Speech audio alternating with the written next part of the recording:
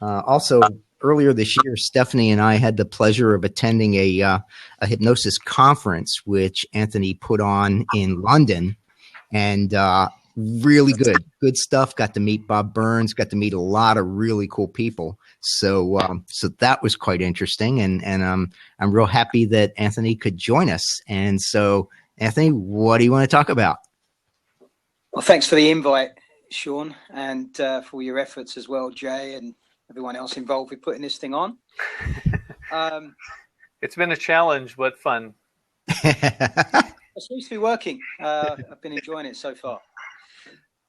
Yeah. I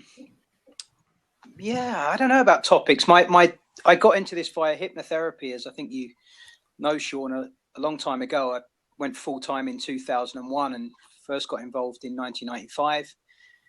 I don't have any products in that department, so people tend to know me for impromptu hypnosis because of my book and the work that head hacking has done since then.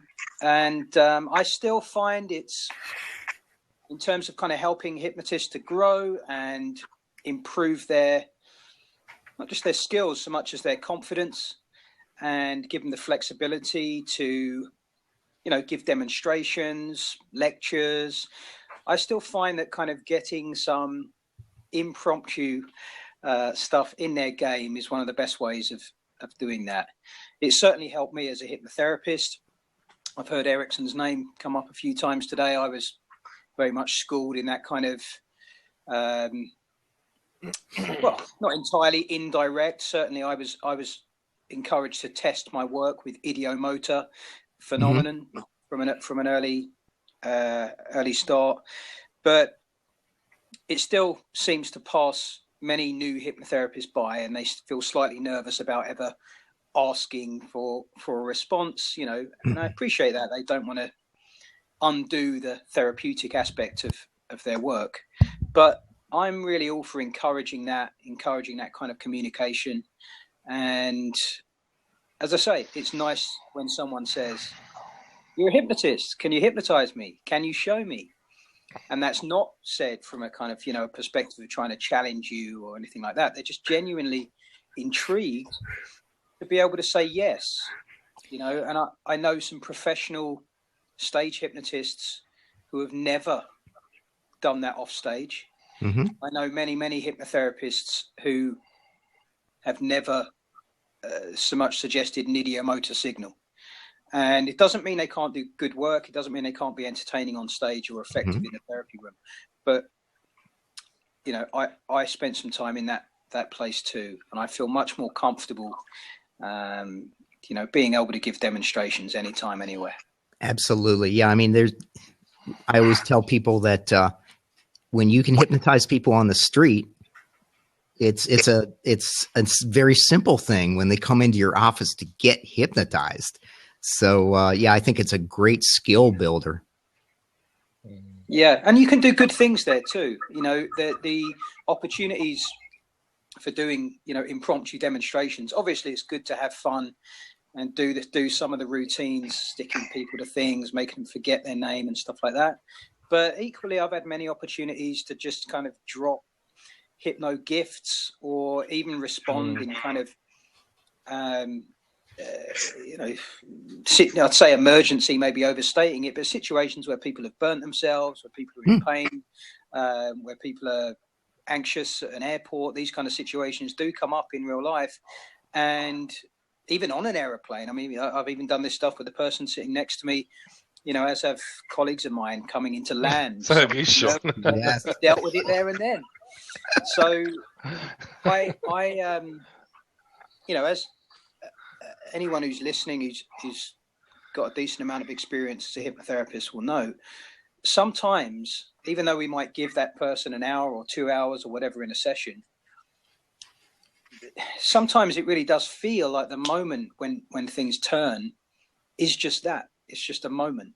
It's not a race, but it's like, bang, something in your pre-hypnosis discussion is just connected and just blown a belief away, or a technique. You just get the feeling that was it. That was the moment. And we might not be right, but I'm convinced we can affect change in a moment sometimes. And sometimes just need permission, in a sense, to put their problem down.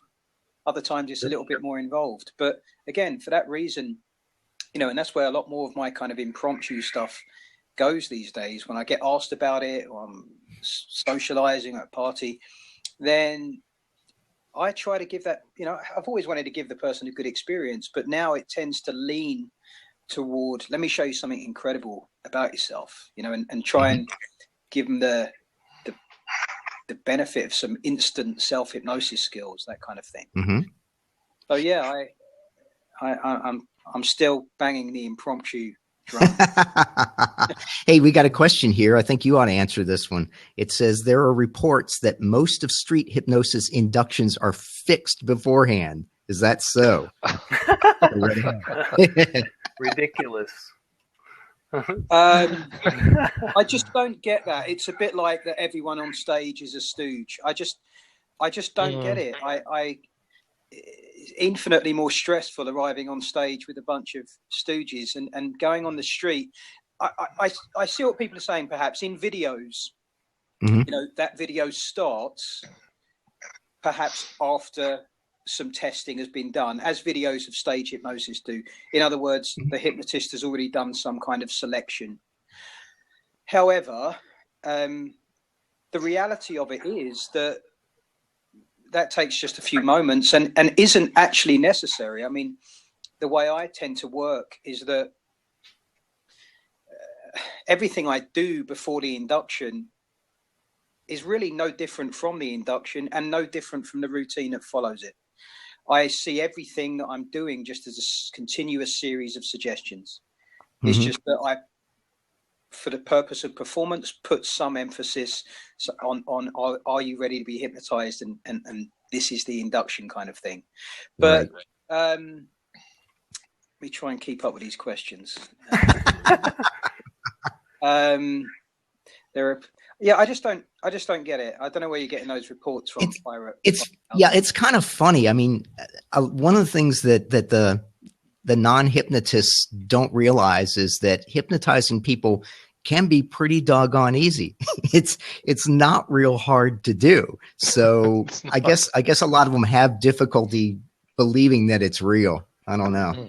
Well, I've been hypnotized, and I'm not a stooge. It's like an attempt for that. It looks unbelievable. I get it. It does look unbelievable, but when it works, it works, and it works like that.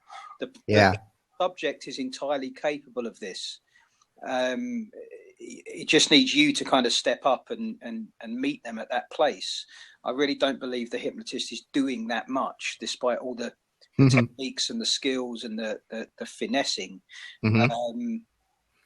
Some people are just very, very capable candidates for hypnosis. We don't know who they are, or at least I don't after 20 years. No one believes. There's a lot of showmanship in it, though, which actually helps sell and promote the expectation, which helps the trance state. So the showmanship. I remember years ago when I first saw the first hypnosis show at uni, if I hadn't have known the people that were going up on stage personally, I would have thought they were stooges as well, because I would have thought, no, that can't be real.